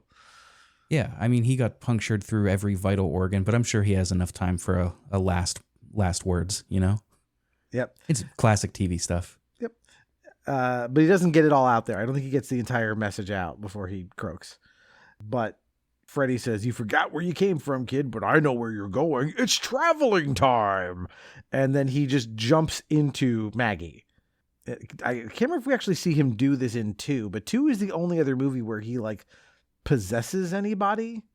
That's the only like precedent for what he's doing here. Yeah, and it's in that one. It seems like a hellish experience. Like Jesse, it looks like he's going to die every time this happens, but here he just kind of jumps in and it's business as usual. Yeah, and I think this is meant to convey that basically he can spiritually hitchhike with Maggie across the Springwood border, where otherwise he would be trapped there, which explains why he's only been killing kids in Springwood. So the next day, again, more surreal stuff. Maggie tries to tell the cop that works as part of this facility about Spencer and Carlos, since they didn't come back from the field trip. And he's just like, "I don't know who they are. These people don't exist. What are you talking about?" Like, cool concept. I wish they did more with it, but it's neat. Mm-hmm. And I think it's only Doc that remember. I'm sorry. What did you say the actor's name was? Breckin Meyer. Oh, Yaphet Kotto. Yes. He's the only one that remembers who they are, right? Yes, he remembers for some reason. He just attributes it to being like, he's so attuned to this dream stuff. Okay, good enough explanation. It's fine. And, she's thinking again, it's not about the kid saying it's not a boy. So she goes to her mom's house to try and get some answers, while Tracy just boxes with Yaphet Kotto. And he's like, doesn't matter how hard you hit. It's a dream. You got to work on your mind. Yaphet Kotto is like on board immediately for like, there's some sort of ghost that kills people in their dreams. Fine, that makes sense to me. not questioning it. Yeah, total loony, but that's gonna help him in this one. Yeah, and things get surreal. Maggie walks past a newspaper that has the 9/10 Never Sleep Again, but they're outside of Springwood now. Like, no one should know about this out here. And so Tracy and Maggie both go to sleep. Maggie has her recurring dream. And mom in the dream tells the father, she says, I won't tell. She's seen something. She's claiming she's not going to tell what it is. And the dad tells her, "Go inside, honey." So she goes down to a basement. Again, little girl in pigtails version of Maggie opens a door to find a lair. And then the little girl is replaced. The actress is replaced by the adult Maggie actress, still in like the dress with the pigtails, which is a nice touch. Yeah, very cool. Yeah, and we'll get to the reveal in a minute here, but like the reveal of like Freddy's workshop in life, like I think that's actually pretty cool. Oh yeah, especially because like you can see rudimentary versions, like where he was working out how to make the glove that we all know. Like there are scrapped versions, draft 1, draft 2, beta. It's very cool, along with all of the like newspaper clippings, like showing articles about him and like being being notorious for what he's been doing. Yeah, this is what they call an orgy of evidence. And so it's not clear. We know from the first movie that somehow he got off on a technicality, and that's why he was never brought to like proper justice, and he had to be the victim of vigilante justice.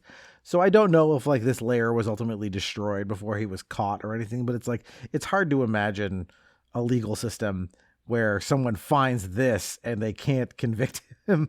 You're like, oh, all the child murdering gloves and all the articles about the child murderer in your house. Is this flashback the one where we actually see the dad as being played by Robert Englund? I believe so, because Freddy calls her Catherine, and he says, I know who I am. And Freddy says, they took my kid away from me, so I took all their kids. Catherine.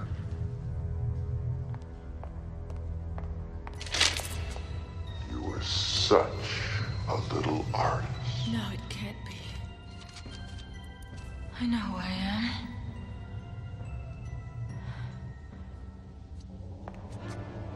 I know who I am. You're my blood. Only you could have brought me out. And you're mine. But you can't be my father. They took you away from me. But I made them pay. I took all their children away from them. And now, that's over. Come on.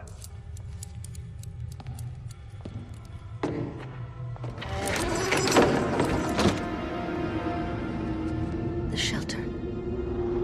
Time to start all over again. But this isn't Springwood!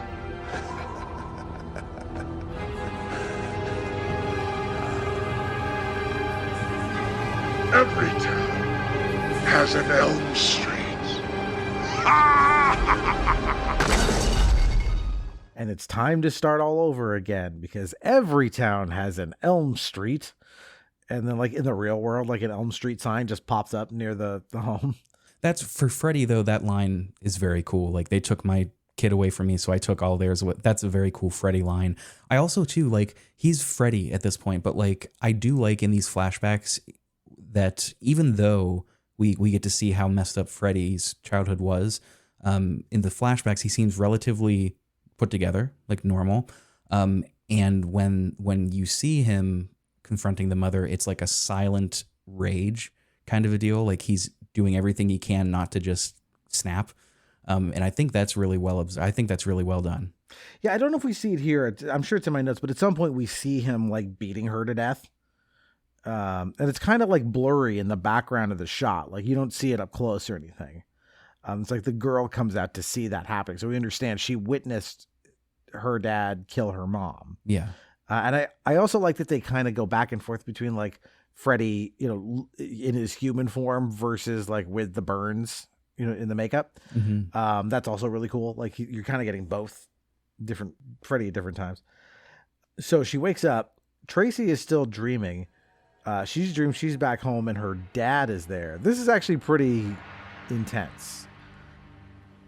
Come on. Give Daddy some honey.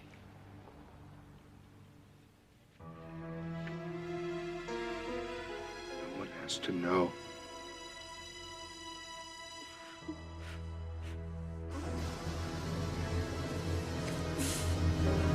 You're not my daddy! You're not my daddy! Come on, Tracy.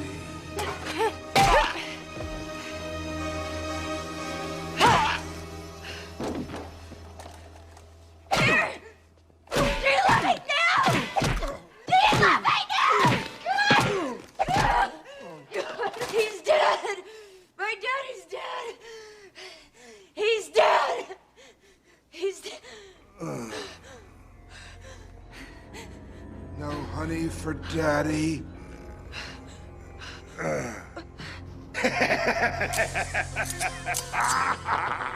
What's with kids today, huh? No respect. You can't scare me anymore. Oh, you better speak up. Oh, must be my deaf ear.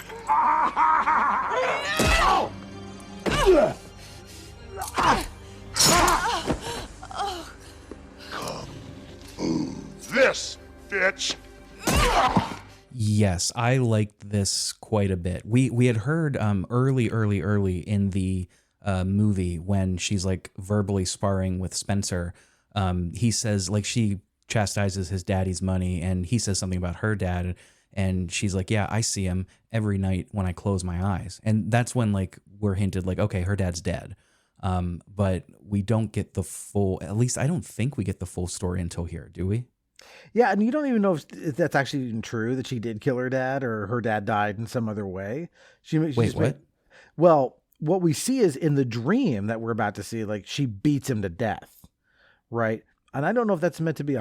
I'm sorry. What I meant by the full story is like, do we learn that she was sexually abused by her dad before this scene? There's definitely hints that she was abused by her dad. Yeah. The exact nature of it is not stated. But Okay. yeah, clearly, yeah, that is what was happening, is based on this dream, is that, yeah, because this guy, you know, looking every bit the, like, I forget if he's wearing a wife beater, but like he looked like, he said, let's make him look real molesty. Yeah, wife beater, mustache, chubby, well, not chubby, like fat, kind of oily skin, stocky. Yeah, and yeah, he plays the role very well. It's a little unsettling. Yeah, like no honey for daddy. Like it's all gross. And she she beats him down and beats him like in the head. But then of course it's a dream, so he gets back up with his like completely misshapen head. The body horror stuff here and like in 5 and in this one, it's very cool. I think it's mostly well done. Oh, absolutely. Yeah. Like this scene is actually pretty effective. And so then of course he turns into Freddy. And he says, like, was it kung fu this, bitch? You know, he's throwing around the B word a lot, Freddy. And she wakes herself up by burning her hands on the stove, which of course causes her hands to be burned in the real world, which is a nice, you know, consistent thing in the series. Right. When she wakes up, I guess she's inside a locker because Yaphet Kotto finds her there. And he tries some, so Freddy's in the locker. I guess Yaphet Kotto is dreaming now. And he tries some kung fu. Freddy tries some kung fu. Yaphet Kotto beats him down with a bat. And, you know, sticks and stones may break my bones, but nothing will kill me. And this is where he gets to this whole thing about he's like cutting his fingers off, counting the ways he's been killed in the previous movies. That was cool. Very cool. Sticks and stones may break my bones, but nothing will ever kill me. Well, let's see now. First, they tried burning me. Then, they tried burying me.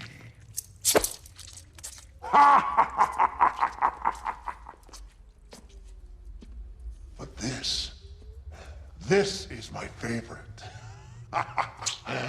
They even tried holy water. But I just keep on checking. Because they promised me that. They, the dream people, the ones that gave me this job. Dreams, I am forever.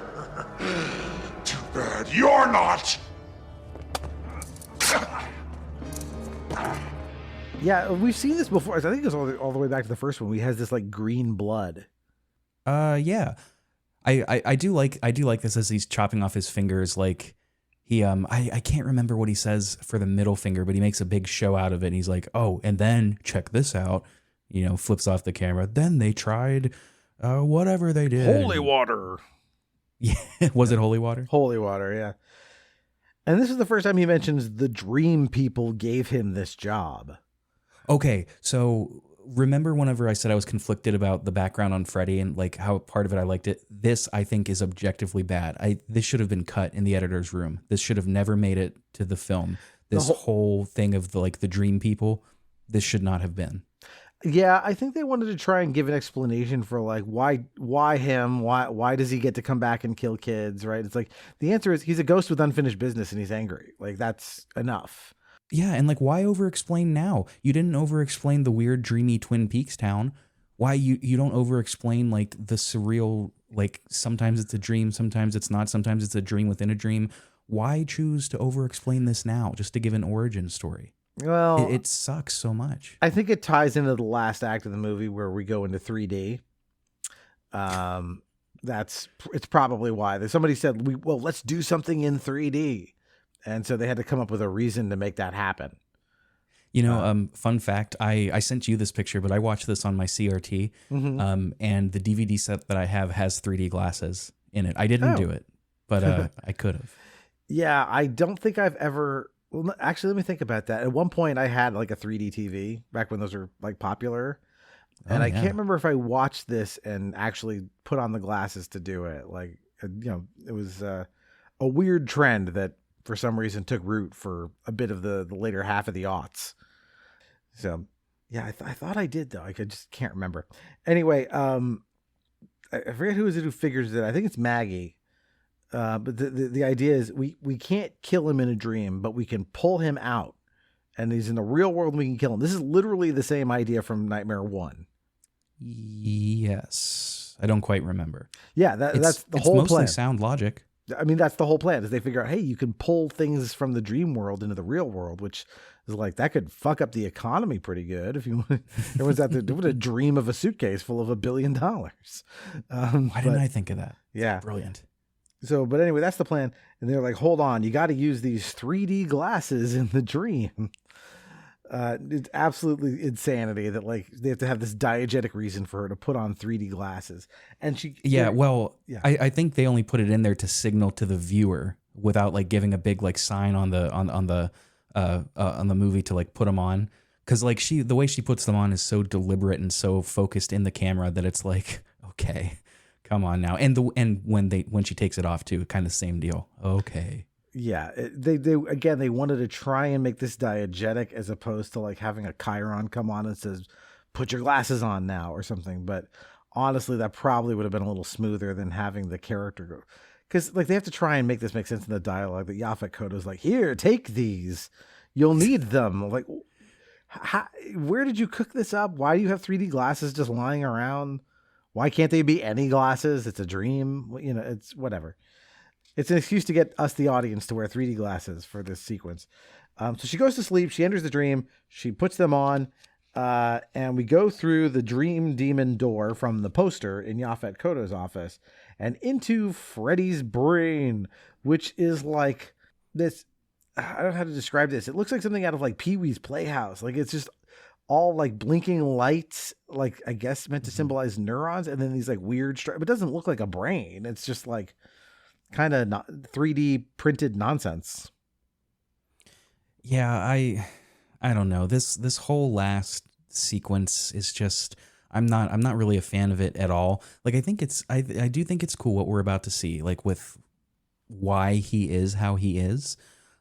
But I don't know, even that, I don't think we needed it. And we especially don't need, well, I'll let you tell the tale. But yeah, I don't know. Very mixed feelings on this whole ending section. Some of the flashbacks are cool. It's how we get there. Very. Yeah. So she's in this room that's like very, again, like 90s CD-ROM video game looking, like this like black and white tiled floor, these like brick columns, and then just like electricity firing around, I guess to represent like Freddy's neurons. Again, he's a ghost. He doesn't have neurons. But anyway, she uses her bracelets to somehow stop the electricity. Like, again, this feels right out of, like, I can't start, if you have not played a lot of 90s CD-ROM adventure games, like this feels like this. But then she goes through a door and we see young Freddy in school just smashing a mouse with a hammer.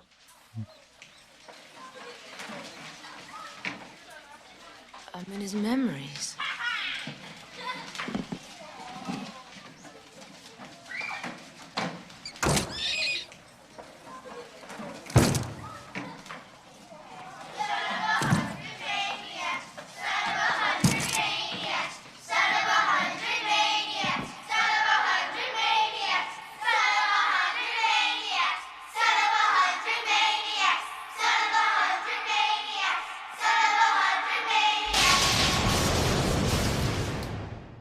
Yeah, I mean they don't explicitly show it. I don't think they did. No, anyway. It's out of frame, but that you can tell that's what he's doing, because he takes the class pet, which is like this mouse or whatever, puts it on the table, and then we can see him like whacking something with a hammer. Very sad, but the children respond just by teasing him, which, like, I don't know if that's the proper response. No, but you smash a mouse like in front of all the other kids, like they're not going to react well. But, no, but they're not going to see the violent kid and start chanting "Son of 1,000 maniacs." Yes, but not the son of 10,000 maniacs. That would be, those are his musical preferences, I'm sure. He's real big on. Oh, did I get it wrong? Is it 10,000? No. I think it's line of 100 maniacs, but I'm just saying the band 10,000 maniacs. Just trying to go for a quick, easy joke. It wasn't that good. That was a good joke. You deserved a better audience for that one. Let's go rewind and try it again. No, anyway, yeah. So then we get to teenage Freddy cutting himself all over. This is cool. He's just like scraping, just slashes in himself for no particular reason. And his dad, who is Alice Cooper, as we mentioned, comes down. He's going to give him the belt. Freddy! Freddy! You ready for it, boy? You've been away since the day I took you in. Now it's time to take your medicine.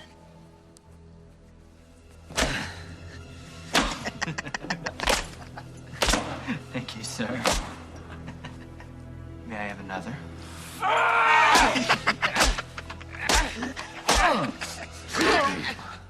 You want to know the secret of pain? If you just stop feeling it, you can start using it. And he just laughs and says, "Thank you, sir. May I have another?" As he just gets hit and then like menaces his dad. Like, this is, again, kind of a cool confrontation. Yeah, and he gives this little like mini dialogue about how like, pain is only a sensation and you can choose to ignore it and you overcome it. Like things that creepy 15-year-olds or creepy 17-year-olds would probably say. Yeah, this works. This next one, though, is a bit silly. So we have the scene of like Freddy's in, wherever he is, and the parents are burning him alive. Like, this is the moment of Freddy's death. And this is when the three sleep sperm come to him and basically say, "We want to recruit you. We're putting together a team."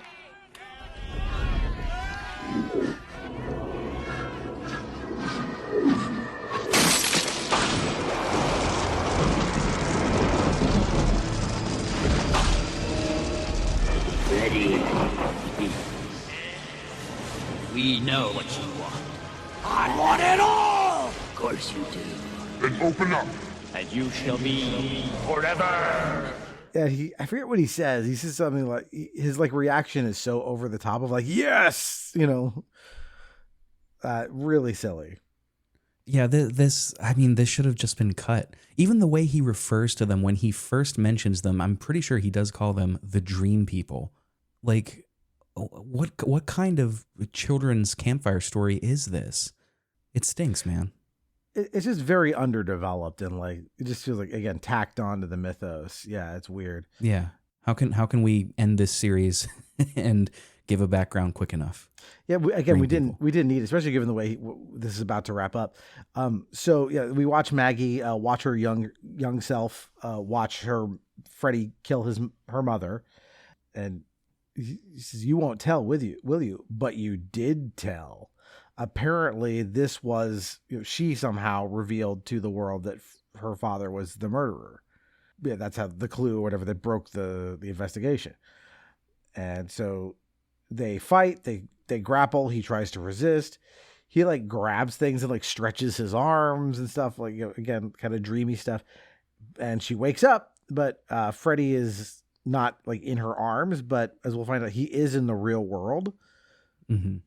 So they go to where all the confiscated weapons are, and they suit up. Yeah, this is so silly. I want to say though, like I do like that detail where she's like, I won't tell, and he's like, but you did. That's really eerie. I wish they would have sat on that a little bit more, because like I can just imagine, like in a different director's hands, that would have been the climax, like. But you did tell, and then now you're done, But like you said, instead they go to the war room and they suit up for battle. Yep, she gets a big bat with a bunch of nails in it. Like, it's such an interesting choice of a weapon for Freddy. And she finds him, and he's in his like normal human appearance, non-burned, and she's like, "Oh, it wasn't my fault. You saw what they did to me." You're real here. It wasn't my fault. It wasn't. You saw what they did to me when I was a kid. You saw. I loved you. And your mother. I tried so hard to be good. I know, Daddy. But when they took you from me, it wasn't right. I knew you'd believe me. Come to Daddy.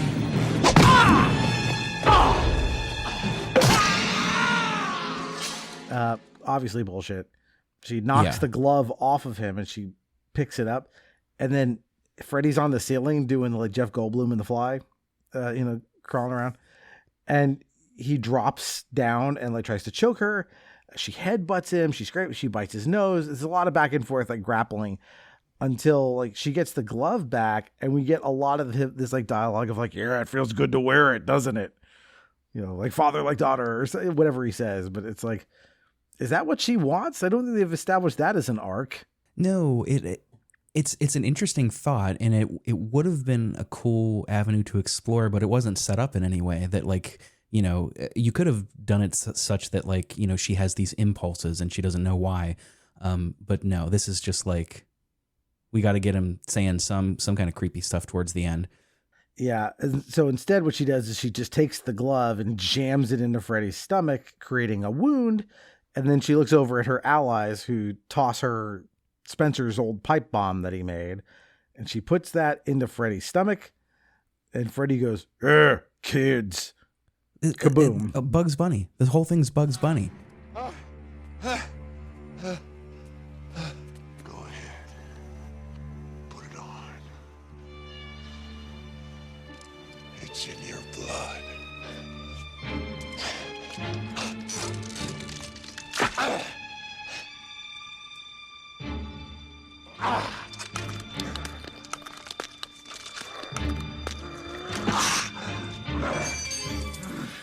That's it, put it on.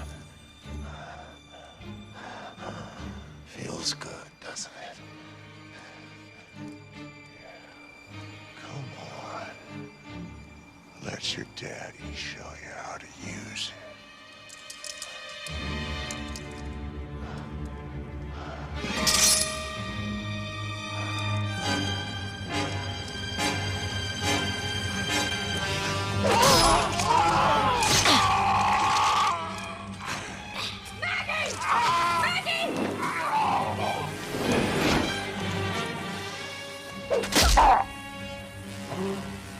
Happy Father's Day.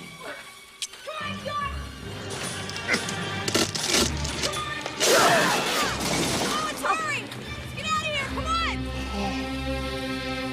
Kids. Very weird. And when he explodes, like the dream demons, they just laugh and fly away. And then Maggie takes off the 3D glasses are done, right? Poof. She takes them off, looks at the camera and goes, Freddy's dead. Credits. Very abrupt ending. Yeah. Yeah, man. I mean, this just really stinks. I'm glad that they have New Nightmare to come after this, even though it's not like canonical. And then of course there's Freddy versus Jason too, which I maintain is pretty good. But what a silly ending. What a silly everything. Everything about this end is just so silly.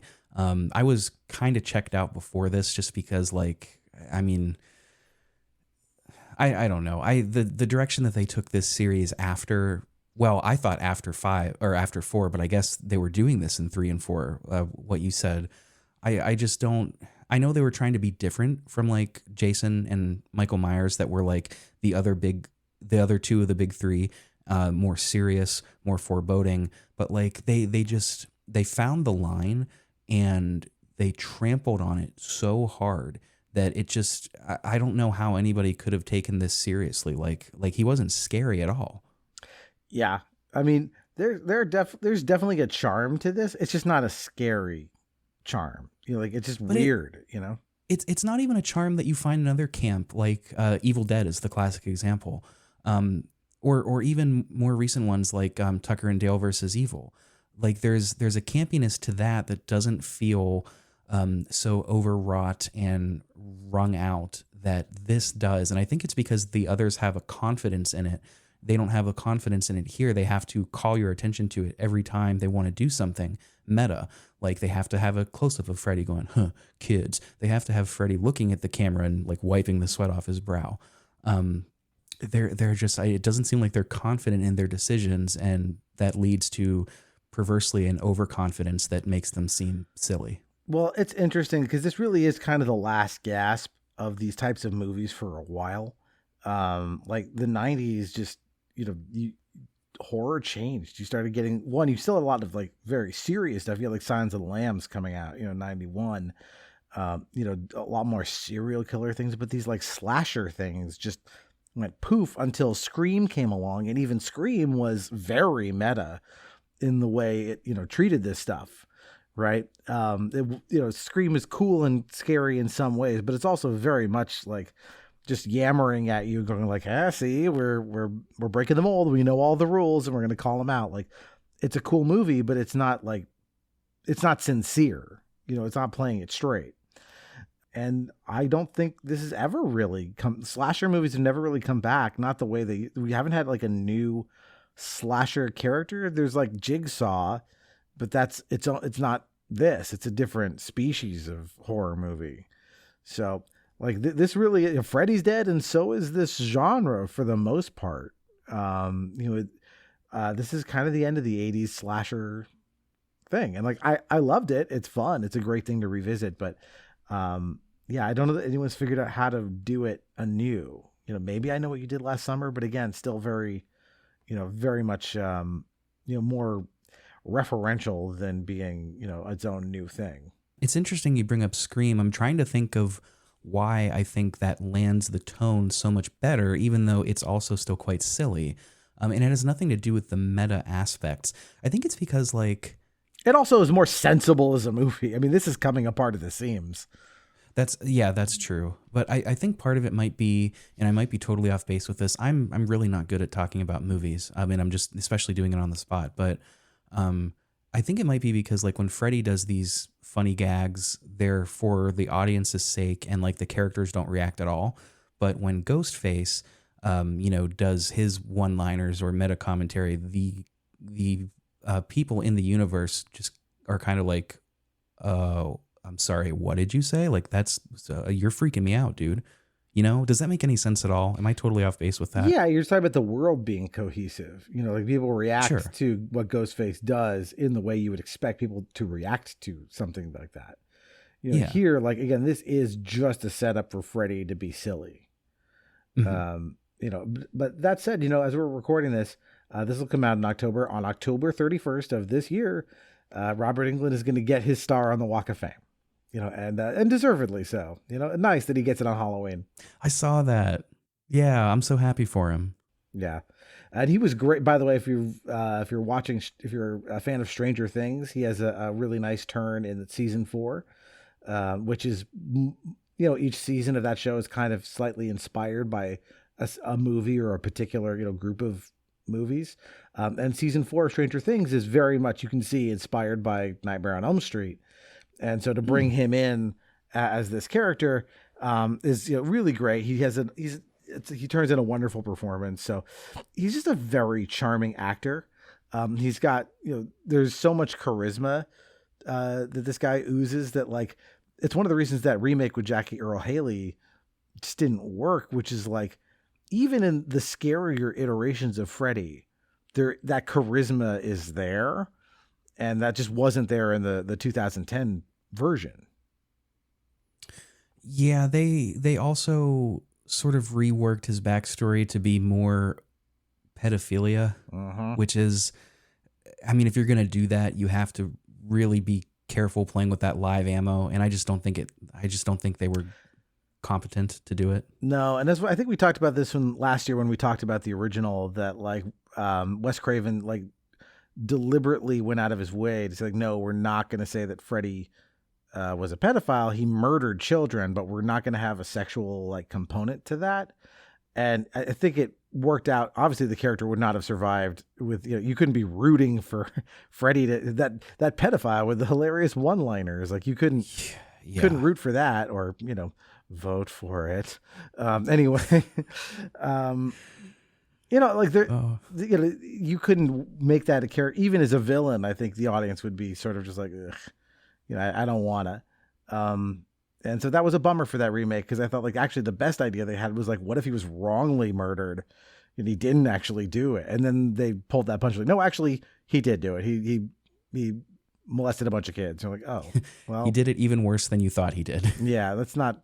Yeah, it wasn't not a good twist. It didn't change anything. But getting back to this movie, like Rick, I'm so glad you brought this to us. This was really fun to go back to, even if it is total just ridiculousness. So yeah, I'll let you have the last word though. Like, why do you think it is that like this franchise has had the longevity it's had, even if its later entries, are not as strong? Well, I mean, I think you said it best. It's the charisma of Freddy Krueger and Robert Englund's performance. I think that's another reason why that 2010 remake didn't land as well, is because, I mean, how are you going to have another actor play him? Michael Myers and Jason can have different actors because they're masked. Ghostface can have different actors because they're masked. Freddy is not. And Robert Englund's performance is just so iconic. Yeah, the one-liners get totally out of control in this movie, but even back in like 2 or 5, probably 3 or 4, I should have watched them. He's just the way his cadence and the way he carries himself is just so terrific. I really think it's due in large part to him. And, the premise of dreams, that's something that kids get scared about before they ever hear of this movie, of this franchise. So like, that's a cool concept too. Yeah. The way all these films play with dream logic is really strong. And as you said, that's right there from the first one, which is like, we're not going to let the audience even know the moment when we've shifted from the real world into the dream world. That always works. It still works here, even this movie. That like it's still, that part of it still works very well. This movie still has some very inventive things in it, some really neat things that even if it doesn't hang together and the ending is a little like, say what? You owe it to yourself, especially if you're a fan of this franchise. You got to finish it out and see all of these things, because some of these things are very entertaining just as a standalone strange bits. Oh, and while the credits are rolling, I like that they have a montage reel, like an ending montage of all of the best moments of the series. That was very sweet. Yeah, I mean, I think they knew this really would be the last one, even though they've killed him, 5 times before or whatever. Like they knew this was really the end of the road, and it really was. I mean, New Nightmare is a whole different continuity, basically. And I guess Freddy versus Jason. I haven't seen it, so I assume they might address this in some way, but. Oh, you haven't seen it? No, I haven't gotten around to that one yet. It's, if you like this series and Jason, it's worth a shot. Oh yeah, I'd watch it for sure. I think technically it's a sequel, if it can be called as such, to 5, but don't quote me on that. I'd have to look. I bet someone's figured out the continuity of where it sits, but Rick, man, thanks again for bringing it to us. I know it's late where you are, so we need to close this out. But if people want to find Pixel Project Radio or anything you're working on, where do they find it? Honestly, wherever you're listening to this, that would be the best place. Also, BlueSky, Instagram. Those are really the only 2. We have a TikTok, but I don't really use it very much. I haven't in months. I haven't even checked it. So BlueSky, Instagram, wherever you listen to Doug's wonderful show too. There you go. And if you want to get in touch with us, all our social media places are in the show notes. That's the best place to find us. If you got time, sure would like it if you dropped a review wherever you found this podcast. Do that for Rick's show or any other podcast you listen to, because that makes a big difference in the podcast visibility and helping find new audience. As I can also say is true of word of mouth. So that's always appreciated too. Also, be sure to check out our new other podcast that we've got going now. We've got a second show called Playing by Ear that I do with my wife and my brother-in-law. Each time we take an album and break it down track by track. So it's a music podcast. Rick, we'd love to have you on there because I know you've got a big background in music. You probably know more about music than the 3 of us combined. So I don't know about that. I can't remember what you asked me if I was a fan of, and I was like, no. Was it Billy Joel? I don't remember. I just we did have a Billy Joel podcast a while back, but no, if we were to come on that show, we just ask you to pick whatever it is you wanted to bring as an album. So we wouldn't say, shoehorn you into something else. That's no fun. But yeah, so that's what that show's about. It's about we find an album, we break it down and score it, and see how we feel about it. So go find that as well. And if you're gonna follow us anywhere, do Facebook, BlueSky, or Instagram, because that's where I post clues every week to what's coming up next. We got a big old theme month coming up in November that I'm very excited about. And then, of course, December is going to be holiday stuff. So that's what's on the horizon. Rick, man, thanks again for coming by. It's always a treat talking to you. Yeah, likewise, dude. I really appreciate it. This was a lot of fun. All right. So until next time, that is one more entry in the Nostalgium Arcanum.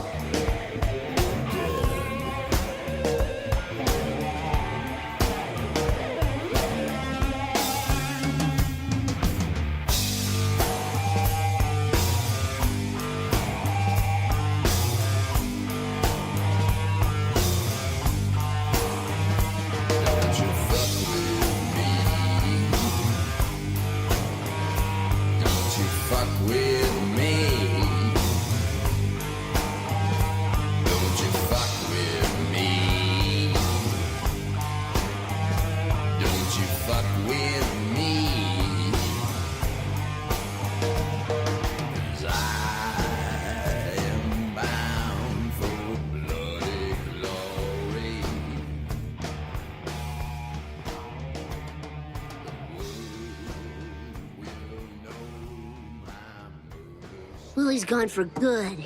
Now I can get back to my normal dreams. Me and Krusty winning the Super Bowl. Bart, there's 2 seconds left. Now listen up. It's your basic Statue of Liberty play. With one twist, you throw it to me. Newt Rockney called it the forward pass. Now, the clock's still running, so it's important we start this play as quickly as possible. Oh, boy. Don't dream about me no more, kid. Help! Lisa, help! Bart, you're in trouble! Wake up! Wait a minute. If you're here, then you've fallen asleep too. Not asleep, I'm just resting my eye. Uh-oh. Goodbye, Bart. Goodbye, Elise. Hope you get reincarnated as someone who can stay awake for 15 minutes.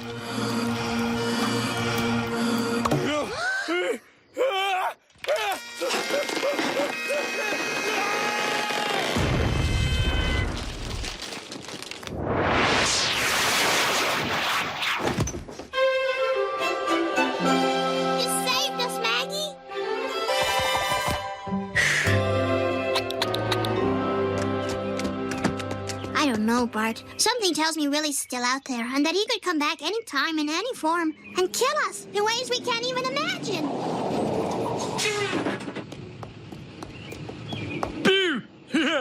Hello? Yeah. Oh, stop! I left my gun on the seat. Hey! Wait here, please.